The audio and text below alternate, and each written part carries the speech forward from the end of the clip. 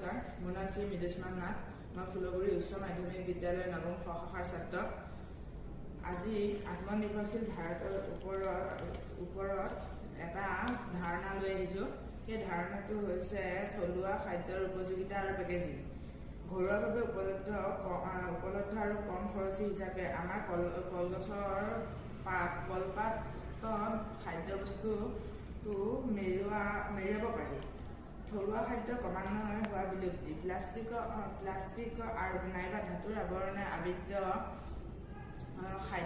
আবৃত পেকেজিঙত নানা ধৰণৰ খাদ্য নষ্ট হোৱা আৰু নানা ধৰণৰ বেমাৰ আজাৰ হ'ব পাৰে।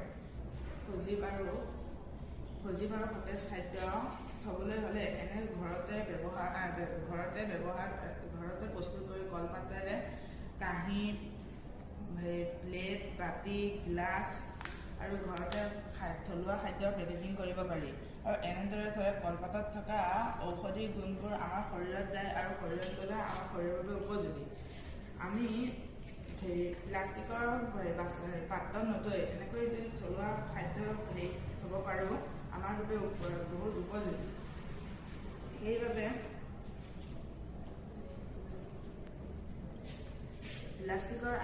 প্লাষ্টিকৰ ব্যৱহাৰ দূৰ কৰিবলৈ আমি এনেকৈ